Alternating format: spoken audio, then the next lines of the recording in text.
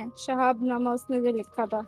बड़ा नहीं। राइटर है वो, गवर्नमेंट ऑफिशियल भी कुछ रह चुका है। उसने अपनी किताब, मतलब एक तरह की आप बीती है उसकी किताब। उसने अपनी किताब में ही लिखा कि वो किसी ना अपार्टमेंट में रहता था, ठीक है, छोटे से तंग तंग सा अपार्टमेंट था ना उसका, सरकारी ऑफिसर था। अच्छा, तो किसी वजीर आला के पास था, उसके साथ काम करता था, तो उसने उनसे अपना मसला डिस्कस किया कि मकान बड़ा वो है, तंग सा है। तो उन्होंने कहा कि ना एक कोठी है सिविल लाइंस में जो बहुत सालों से ना गैर आबाद चली आ रही है, और हम्म। कोई भी इस कोठी में रिहाइश तैयार करता है ना तो कुछ ही दिनों में छोड़कर चला जाता है, क्योंकि उस घर के मुतालिक मशहूर है कि आसेफ ज़दा है। हम्म। तो वजीर आला जो थे, मेहताब साहब थे, उन्होंने कहा अगर तुम वहमी तबीयत नहीं हो तुम्हारी, तो तुम रहने चले जाओ। मतलब अगर तुम इतना वहम नहीं करते हो तो तुम बड़ी खुशी से इस बंगले में जाके रह सकते हो, और तो कोई है नहीं। तो कहता है कि मैं बहुत ज्यादा घुटन से तंग आया होता, एक कमरे में रहता था।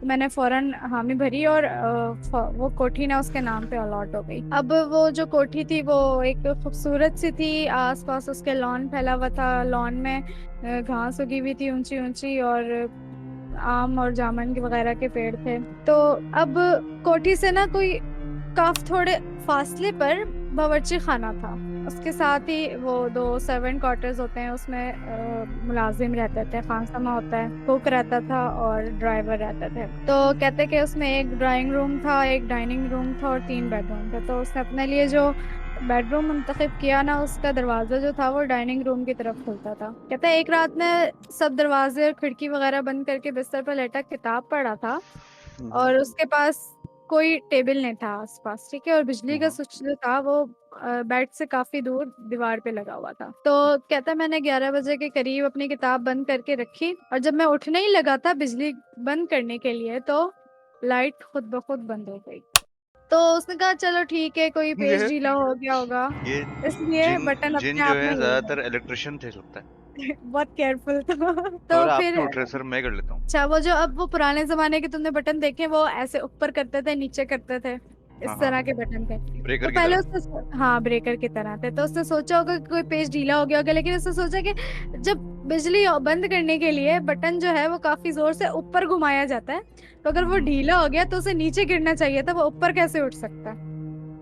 वो हम्म। सोच ही रहा था कि दोबारा से स्विच जो हुआ, आवाज आई और फिर से दोबारा लाइट हो गई, ऑन हो गई। और फिर जो साथ जो रूम जो था बंद था, उसके दरवाजे पर हल्की सी आवाज में ना दस्तक हुई, जैसे कोई हल्के से बजाता है 3 बार, जैसे कोई उंगली बंद करके ना ऐसे टक टक टक करता है, उस तरह हुई। तो उसने कहता मैंने डरते डरते उठा, मैंने दरवाजा खोला तो देखते हैं कि ड्राइंग रूम बिल्कुल खाली था। सोफे के करीब उसे एक ना धुएं का ठल्ला नजर आया, लाइक गोल रिंग नहीं होता जो सट्टेबाज ऐसे सिगरेट फूक देते हैं ऐसे फूक हाँ हाँ करके। हाँ हाँ। जैसा ही उसने देखा, वो ऐसे ही देखते ही देखते हवा में ऐसे गायब सा हो गया। अब वहां जहां पर ये था ना, वहां पे एक ना खूबसूरत सी, खूबसूरत कह रही हूँ, बहुत अच्छी सी खुशबू फैली हुई थी जहां पर ये हवा में धुआं सा था। अब ना कहता है ये ना बिल्कुल रोज का मामूल हो गया, जैसे मैं किताब बंद करूं वैसे ही जो है वो बिजली खुद बंद हो जाए, और वैसे ही दरवाजे पर 3 बार दस्तक हो। जब मैं उठ के देखूं तो जो धुएं का छल्ला मुझे नजर आए। रोज यही सीन होता रहा, और जो हर बार जो धुएं धुआं जो दिखता था ना, वो पहले की निस्बत बड़ा होता गया और देर तक कायम रहता था। अच्छा, कहता है कि एक दिन मैं अपनी एक रात को, अच्छा ये सारे वाकयात जो होते थे वो ये रात को होते थे। अच्छा, एक रात वो कहता है मैं अपने बेडरूम में आया तो मैंने देखा मेरे स्लीपर्स गायब थे। मैं बहुत देर तक ढूंढता रहा लेकिन नहीं मिले। तो जब मैं बिस्तर पे लेटा तो तकिए में से चुरमुर की आवाज आई। जब मैंने देखा उठ के तो दोनों जो स्लीपर थे ना, वो तकिए के गुलाफ में पड़े हुए थे, लाइक किसी ने अंदर डाले हुए हैं। अच्छा, आप कह रहे हैं मैं स्लीपर पहन के बहुत बाथरूम में गया, तो बाथरूम में देखा कि जो साबुन रखने की जगह साबुनदानी होती है वो गायब हुई। अब वापस आके बिस्तर पे लेटा हूँ तो वो भी बिस्तर के तकिए के गुलाफ में से वो भी बरामद हुई है। तकिए के नीचे। हाँ, तकिए के नीचे, तकिए के अंदर, वो जो कवर होता है तकिए का उसके अंदर डाली थी चीजें। ओ, अच्छा, फिर। साबुनदानी जो थी वो कहता मैं बाथरूम में रख के वापस कमरे में आया हूँ, तो तकिए पे बिस्किटों का डब्बा रखा हुआ था जो मेरे बेडरूम की अलमारी में रखा हुआ था। हम्म। तो और 2-3 बिस्किट बाहर भी गिरे हुए थे। अच्छा, अब मैंने बिस्किट्स उठा के वापस रखे अलमारी में तो देखा तकिए पे सिगरेट केस खुला हुआ है। अब फिर। कहते मुझे अपनी इस ऑटोमेटिक सर्विस एजेंसी की जिंदगी पे हंसी आ गई कि तो कहते मैं सिगरेट पीता तो नहीं था, लेकिन क्या ऐसे दिल लगी करने में कोई हर्ज नहीं है, मैंने सिगरेट सुलगा ली। तो कहता है जैसे ही मैंने सिगरेट जलाई है, सुलगाई है, तो वैसे ही मेरे मुंह से सिगरेट मुंह से खिंच के दूर जाके गिरी है। और वापस ड्राइंग रूम वाले दरवाजे पे वैसे ही दस्तक हुई है 3 बार। अब गजब। मैंने उठ के दरवाजा खोला वो ड्राइंग रूम का, तो कहता है कि पूरा जो धुआं था वो पूरे तकरीबन आधे कमरे में फैल गया, बहुत ज्यादा धुआं से भर गया। और पूरे कमरे में ना हल्की हल्की सी खुशबू फैल गई, जैसे बहुत हल्की सी फुहार बरस रही हो खुशबू की। और थोड़ा सा ना हल्का सा ऐसे म्यूजिक भी चलना है, जैसे बहुत लाइट सी मौसीकी जो होती है, बहुत हल्का सा म्यूजिक, वो भी शुरू हो गया। तो उसको कहता है कि मैंने ड्राइंग रूम की लाइट जलाई, वहां पे ना किसी ने उसका एक इंस्ट्रूमेंट लाके रख दिया बजाने वाला, जैसे बिल्कुल बीचों बीच कमरे के, ऐसा लग रहा था जैसे किसी ने वहां पे रखा हो अभी अभी लाकर। लेकिन वो कहता है मैं बैठा और बजाने लगा वो इंस्ट्रूमेंट, लेकिन जो तार थे उसके बिल्कुल डेड थे, उनसे कोई आवाज नहीं आई बराबर। फिर कहते हैं कि अचानक फिजा में बहुत ज्यादा सन्नाटा ही रहा, फिर अचानक जैसे जोर से धमाका हुआ हो, और जो धुआं था वो ऐसे मतलब खत्म सा हो गया पूरे कमरे में ना, पत्थर, पूरे बंद कमरे में चारों तरफ पत्थरों और ईंटों की बारिश शुरू हो गई है। अब मैं जहां कहीं भी बैठूं वहां से पत्थर ही पत्थर मुझे आके लगे, बिस्तर पर लेटा हूं तो पलंग के आसपास जो है वो पत्थरों का अंबार लग गया। एक पत्थर जो था वो बिल्कुल मेरे पलंग के ऊपर मेरे करीब आके गिरा, उसका वजन बहुत कई कई बहुत किलो था, बहुत ज्यादा वजन था। तो कमरे, कहते कमरे के रोशनदान, खिड़कियां, दरवाजे सब बंद थे, लेकिन पत्थर बड़ी जोर से आते थे, वो मेरे करीब आके जमीन पे गिर जाते थे, लेकिन खुशकिस्मती से मुझे कोई पत्थर नहीं लगता था, वरना उनमें से कुछ इतने वजनी और नोकदार थे कि एक इंसान का तिया पंचा करने के लिए काफी थे। इस वाक्य के कुछ अरसे बाद अगले चंद माह के लिए मेरी जिंदगी का ना बिल्कुल कुछ साइकिल ही चेंज हो गया। जैसे पहले वो लाइट बंद होती थी और दस्तक होती थी, ऐसा कुछ नहीं होता था। अब अजीब से वाकयात होना शुरू हो गए, बहुत अजीब से। पहले तो ये हल्के से हल्के फुल्के होते थे, अब इससे कहीं ज्यादा खौफनाक वाकयात शुरू हो गए। कहते हैं मेरा कश्मीरी मुलाजिम था और एक ड्राइवर था, 2 मुलाजिम थे उसके पास, जो दोनों रात के 10 साढ़े 10 बजे तक अपने काम काज से फारे होके अपने क्वार्टर्स में चले जाते थे, जो कि ना किचन के पास थे ना, और कोठी से काफी दूर थे, बंगले से कोई फासला था, उसमें बीच में लॉन था। तो जैसे ही वो जाते थे, उसके उनके जाते ही ईंटें और पत्थर बरसना शुरू हो जाते थे। कई बार ऐसा लगता था कि कई बार ऐसा हुआ, लगता नहीं था कि ऐसा हुआ कि बाहर जो है वो बहुत तेज बारिश हो रही है, बहुत तेज, लेकिन जो अंदर कमरे के अंदर जो पत्थर बरस रहे हैं वो बिल्कुल खुश। खुश क्या? हाँ, बिल्कुल खुश। अब कहता है कि मैं सुबह सवेरे ना मैं इस मलबे को उठाता था, और अपने ड्राइवर और माली के आने से पहले, माली नहीं सॉरी, ड्राइवर और एक कुक होता था उसका मुलाजिम, उन दोनों के आने से पहले मैं उसको लॉन के तालाब में फेंक के आ जाता, ताकि वो लोग जब आए ना तो वो डरे नहीं। तो मैं ये काम किया करता था कि सारे पत्थर उठाता जो पत्थर और गायब नहीं फेंक। होते थे?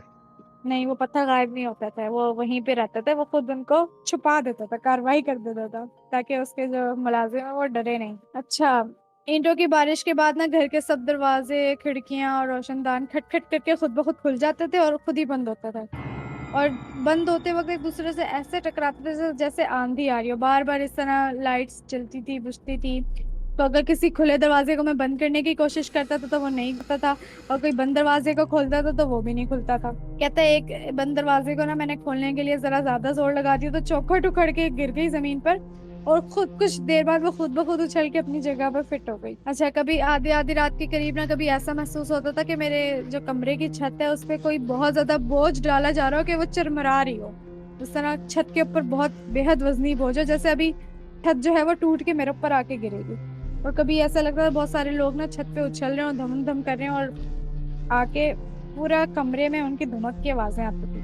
कहता है उन दिनों मेरे पास ना एक बहुत लकड़ी का बहुत बड़ा डाइनिंग टेबल था, जिसका वजन जो था वो काफी भारी था, 1.5-2 मन वजन था उसका। कह रहे मैंने एक चीज लेने के लिए मैंने डाइनिंग रूम की अलमारी खोली, तो एक बारीक सांप मेरे पाँव पे आके गिरा, और साथ ही अलमारी में रखे चीनी के बर्तन खटखट करते हुए उड़ के मेज पे आके जमा हो गए। उसके बाद डाइनिंग टेबल हवा में उठा, और उसके ऊपर जो बर्तन पड़े हुए थे वो बिजली के पंखे के साथ टकराने लगे। जैसे ही पंखे को छुए वो वापस आके धड़म करके वो डाइनिंग टेबल वापस फर्श पे आके गिरा, और उसका पाँव, उसका जो पाया जो था, एक पाँव डाइनिंग टेबल का, वो उसके मेरे अंगूठे पे आके लगा बहुत जोर से, क्या अब तक उसका कुछ हिस्सा काम नहीं करता। एक रात जो है वो मेरे कमरे में ईंट और पत्थरों की जगह मुर्दार हड्डियां बरसने लगी, कुछ जो थी वो इंसानी खोपड़ियां भी थी, और कहता है वो इतना बिखरा हुआ जो ये मंजर था हड्डियों का और इंसानी हड्डियों का और खोपड़ियों का, वो इतना वाहियात था कि मैंने सुबह का इंतजार किए बगैर ही मैंने उनको इकट्ठा करके एक चादर में बांधा और तालाब में फेंकने के लिए बाहर लॉन में आया। और जैसे मैं लॉन में आया मुझे महसूस हुआ कि मुझे ना कोई दोनों पाँवों पे कोई जोर जोर से कोई ना जंजीरें मार रहा हो, और तालाब से इस किस्म की आवाजें हो जैसे कोई तालाब के अंदर भी मौजूद है और कहीं बाहर जैसे निकल के जैसे सांस लेता है वैसा हो। फिर ऐसे ही उसने देखा कि तालाब के अंदर से कोई साया जो है वो नमदार हुआ और ऐसे बहुत आवाज करता हुआ उसकी तरफ ऐसे आया। तो कहता है मैंने वहीं पे हड्डियों का गट्ठा जो बांधा था उसने कमरे से मैं जमा करके वो वहीं फेंका और वापस अपने कमरे की तरफ भागा। लेकिन ऐसा महसूस हुआ उसके पाँव किसी अनदेखी रस्सी में उलझ गया, मतलब उसको कोई चीज उसे नजर नहीं आ रही, उससे उसके पाँव उलझ गए और वो वहीं पे ऐसे लड़खड़ाया और वो मुंह के बल गिरा। कहता है फिर उसके बाद में पेट के बल रेंगता रेंगता बड़ी मुश्किल से कमरे में दाखिल हुआ। मेरे पाँव में शदीद जलन हो रही थी, घुटने छिल गए थे, मुंह से खून बह रहा था क्योंकि मुंह के बल गिरा था। फिर कहता है मैंने मुंह धोने के लिए अपने वॉशरूम में जाके बेसन का नलका खोला तो ऐसे शू शू करके जो आवाजें आती हैं, उसके बाद एकदम से ना नलके में से खून, गरम गरम खून बहने लगा जैसे पानी बहता है। और घर में ऐसी बदबू फैल गई इस तरह की, इतनी गलाजत, ऐसी बहुत ज्यादा जैसे घर में गलाजत भरी हुई हो। मैं दिन में रात में जो भी खाने पीने की चीज मुंह में डालता था उस पे कंकर मिट्टी रेत वगैरह मिलती थी। फल काटता था उसके अंदर से कंकर मिलते थे, उसके अंदर से पत्थर मिलता था। और क्या था, मैंने एक केला छील के दरमियान से तोड़ा तो उसके अंदर जो होती है ना बारीक सी छोटी सी वो भी रेत से भरी हुई थी, जैसे थर्मोमीटर में ऐसे पारा सा नहीं भरा होता उसके अंदर केले के अंदर रेत भरी हुई थी। तो कहता है एक आधी रात को ड्राइंग रूम में जो है वो टेलीफोन बजा, तो मैंने ड्राइंग रूम में जाने का दरवाजा खोला तो वो आधा खुल के जोर से बंद हो गया कि मैं जितना जोर लगाता तो दरवाजा थोड़ा सा खुलता था फिर लोहे के स्प्रिंग की तरह पटक करके बंद हो जाता था। तो कहता मैंने आखिर अपने कंधा लगा के बहुत जोर से जब जोर लगाया ना तो वो आराम से खुल गया और वो लड़खड़ाता हुआ जाके आगे जाके गिरा। और कालीन पे जो था ना वो सफेद चादर में एक लाश पड़ी हुई थी, कोई चीज पड़ी हुई थी लाश की तरह सफेद चादर में लिपटी हुई थी। फिर कहता मैं उसको देखती तड़प के उठा, वापस कमरे में गया, वापस दरवाजा बंद कर लिया अपना। और जो टेलीफोन की घंटी थी ना वो बजती रही और कोई 2 घंटे तक वो बजती रही है। फिर ये सब मुझे उसके साथ एक सांस ही रात में हो रहा था? नहीं, अलग अलग रातों की कहानियां बता रहे हैं ना, अलग अलग हो रहा है ये सब। तुम्हें यकीन आ रहा है इस सब पे? ये वाकई में थोड़ा बहुत बहुत ज्यादा है वैसे। ओवर ओवर एग्जेजरेट हो रहा है ना, मतलब इतना ज्यादा हवा में बर्तन उड़ रहे हैं, डाइनिंग टेबल जो है वो पूरी हवा में मोलिक हो गई, मतलब इतना तो ज्यादा ही हो रहा है। और आगे आगे देखो ये पूरा हॉरर मूवी वाला सीन है।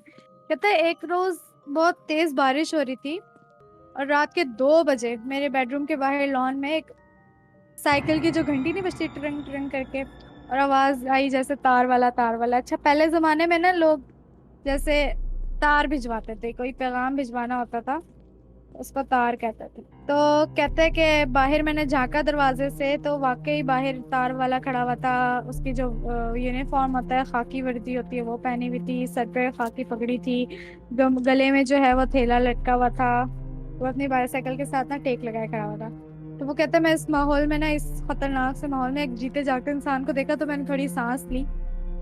मैं खुशी खुशी कहता दरवाजा खोल के बरामदे में आया, बाहर आया तो उसने मुझे सलाम किया और अपनी थैले में से ना रसीद निकाल के, मतलब दस्तखत करने के लिए उसको रसीद पे साइन करने के लिए दिया। तो कहता मैंने जब फॉर्म पे दस्तखत करने के लिए हाथ आगे बढ़ाया तो उसकी जगह पे ना एक इंसानी हड्डियों का एक खौफनाक ढांचा खड़ा था, और उसकी नाखूनों वाली उंगलियों की हड्डियों ने कागज और पेंसिल जो है वो उसके हाथ से खींचे, और इस तरह ढांचा जो है ना वो इस तरह अपने दोनों दांत बजाने लगा जैसे हंस रहा हो, जोर जोर से हंसने की कोशिश कर रहा हो, इस तरह बजाने लगा अपने दांत। पूरा इंसान की जगह एक ढांचा बन गया। तो वो कहता है मैं सर पे पाँव रख के भागा हूँ और मैंने अपने कमरे में जाके दरवाजा बंद कर लिया। अब कमरे में जाके दरवाजा ऐसे बंद कर लिया जिससे कमरा बड़ा सेफ हो।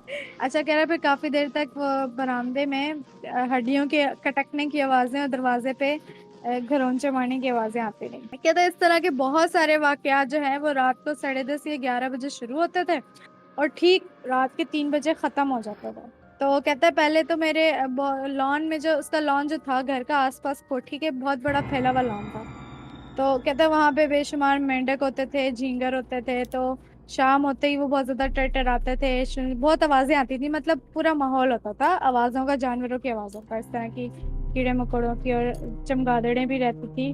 तो वो शाम होते ही उनकी आवाजें होती थी। लेकिन जब ये सब वाकयात शुरू होते थे रात 10:30 11 बजे, तो वो आवाजें बिल्कुल खामोश, बिल्कुल सुकूत, बिल्कुल खामोशी हो जाती थी। और रात के 3 बजे ना ये सब आवाजें फिर से उसे आने शुरू हो जाती थी, मेंढकों की, झींगरों की, चमगादड़ों की आवाजें, टिट टिट टिट, मतलब जैसे जिंदगी ही हो उस लॉन में कोई।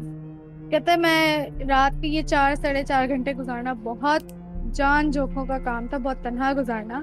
लेकिन कहते हैं मैं बड़ी आसानी से ये जगह भी छोड़ सकता था, किसी ड्राइवर को भी सुला सकता था, लेकिन मैंने ऐसा कुछ भी नहीं किया। मैं अपने किसी दोस्त को भी बुला सकता था, कहते हैं, लेकिन मैंने ऐसा कोई इकदाम नहीं किया। मैंने जानबूझ के अपनी जात को इसी तरह ही अजाब में मुब्तला रखा। लेकिन कहते हैं मुझे आज तक 34 35 साल गुजर गए, मुझे आज तक कोई वजह समझ नहीं आती, लेकिन मैंने इस तरह क्यों बर्दाश्त किया वो बिहेवियर। फिर कहता कि क्या पता वो मेरी कोई अना की जिद हो, कि मैंने कोई इन वाकयात का चैलेंज कबूल करने पे मेरी अना ने कोई इसरार किया हो इस तरह कोई। और कार्रवाई उसी वक्त ही होती थी, मतलब ये सारे वाकयात उसी वक्त ही होते थे जब उसके जो मुलाजिम थे वो दोनों काम काज से फारिग होके अपने अपने क्वार्टर में चले जाते थे। वो भी तो भूत नहीं थे? नहीं तो वो बंद कमरे में इस तरह, मतलब इतने हवा में इतना कौन सा सेट बिछाएंगे जिस तरह ये सब हो। नहीं नहीं, वो आगे बता रहा है कि इस सारे अरसे में ना वो जो मुलाजिम था उन दोनों के साथ वो उनको उनके साथ कोई इतना बुरा वाकया नहीं हुआ। 2 3 बार उनके साथ हल्की सी छेड़खानी हुई है कि एक दिन वो उसका जो कुक था खानसमा, वो अपने क्वार्टर की जो है वो कुंडी चढ़ा के सोया हुआ था, तो किसी ने उसकी चारपाई ऐसे उलट दी। तो वो उसने यही समझा कि ये किसी ना किसी की शरारत है, मतलब इतना उसने सीरियस नहीं लिया।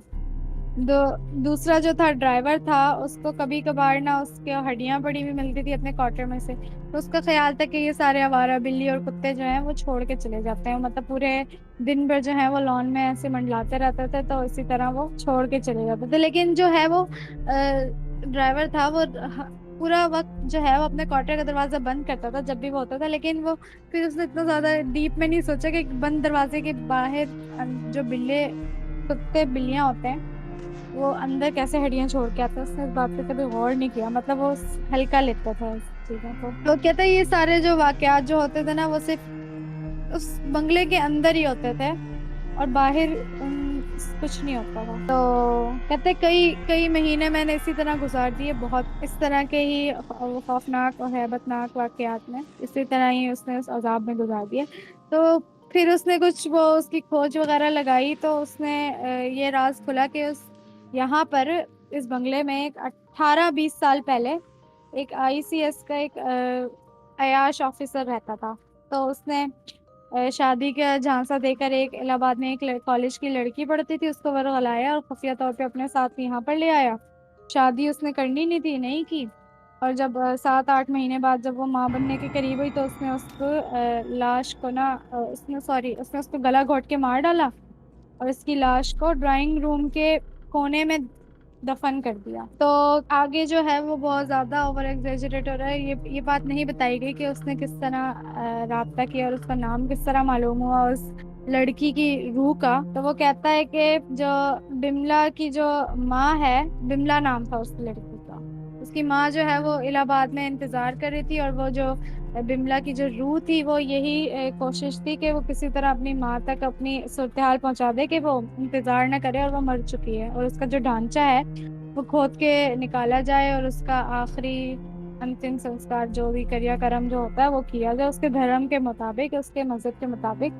और जो कातिल जो था वो इस अरसे में वो भी मर चुका था, जो 18 20 साल के जो वक्त गुजर चुका था इस वाक्य को, कातिल खुद भी मर चुका था, और कातिल की रूह जो थी वो भी ये सब कामों में उसका भी हाथ था। जो ऑफिसर था वो अच्छा। ये उसकी रूह जो थी वो जो पैगाम पहुंचा रही थी कि मेरी लाश को बाहर निकाल के मेरी माँ तक पहुंचाओ खबर। और वो जो उस कातिल की रूह थी वो उसकी हर कोशिश को नाकाम बना रही थी बिमला की, कि वो ये पैगाम ना पहुंचा सके अपना। तो जिस दिन उसकी बिमला की माँ को ये खबर मिली और उसकी जो लाश जो निकाली, उसका जो ढांचा निकाला, उसको चिता में रख के जलाया, तो उसी दिन जो थी वो इस तरह जैसे उस कोठी पे से ना छाया हुआ जो अंधेरा था वो ऐसे उठ सा गया। ना उस रात ना आवाजें बंद हुई मेंढकों की, ना झींगरों की आवाजें बंद हुई, ना चमगादड़ें थी, मतलब सबकी आवाजें जो थी वो आती रही और मतलब नॉर्मल रहा सब कुछ। और इसी तरह जैसे सुबह 3 बजे तक कुछ भी नहीं हुआ, बिल्कुल नॉर्मल हो गया। बस ये कहानी थी। अब